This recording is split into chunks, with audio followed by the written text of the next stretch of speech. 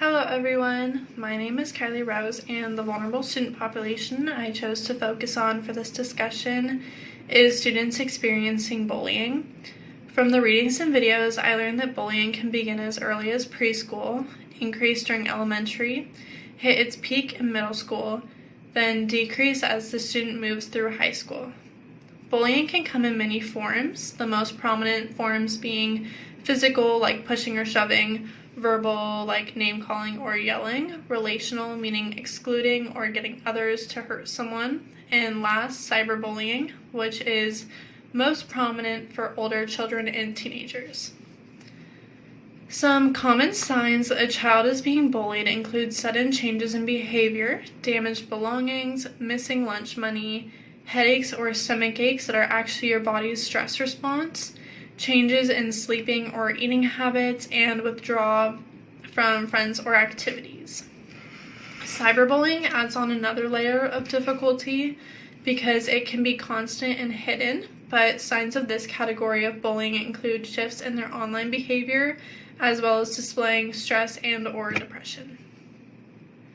Bullying has three key roles: the bully, the victim, and the bystander.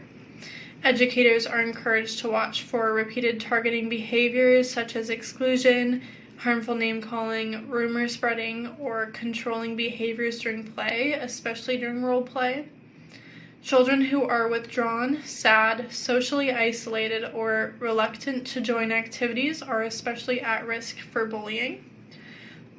Prevention strategies include setting clear rules, teaching social skills like empathy and assertiveness, involving parents, and using teachable moments to help define and stop bullying right away. In regards to state laws addressing bullying, every state has their own approach, while some have laws or regulations, while others provide model policies that districts can adopt. Most states do require schools to have investigation procedures and prevention programs, although there is still no federal law addressing bullying. When bullying does overlap with harassment based on race, ethnicity, gender, disability, religion, or other protected traits, schools are legally required to address it under federal civil rights laws. One idea that was new to me was how deeply bullying can affect a person long after childhood. Adults who experience bullying as children may experience higher rates of anxiety and depression, even higher than some individuals who were abused in childhood.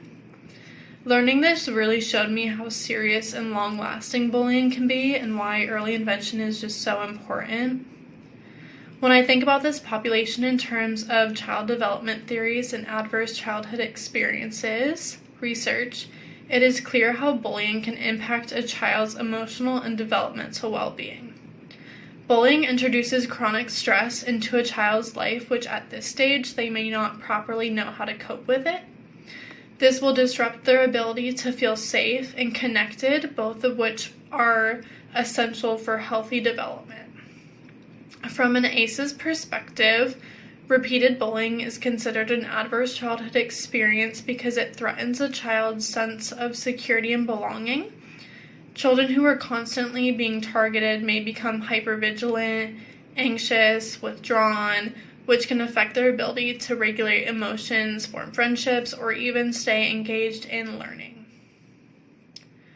Over time, these children can end up in a fight or flight state constantly, really damaging their brain development, focus, and overall trust. For childhood development theories, I think this aligns well with Erikson's stages of development, specifically developing a sense of industry versus inferiority in the early school-aged years. If children are being bullied, they may start to internalize the feelings of inadequacy and believe that they are less than their peers. This can affect their confidence, motivation, and willingness to step out of their comfort zone in both a school and social sense. Instead of building competence, they may begin to feel inferior, which is something that can follow them throughout their entire life if not resolved quickly. This is why the school environment plays such an important role. When teachers model empathy, set clear expectations, intervene quickly, and help students practice their social skills, They're actively supporting a child's developmental needs. I remember all throughout my early education, I was constantly introduced to the golden rule, which I'm sure many of you have too. And this is just treating others how you would want to be treated. That really played a big role in shaping the kind of person I am today, and the kind of person I wanted to be to my friends, and teaching that young is so important. For students who may not feel protected in their social environment, having even one consistent and supportive adult at school can be a buffer that reduces long-term harm. Thank you so much for watching. I hope you learned something.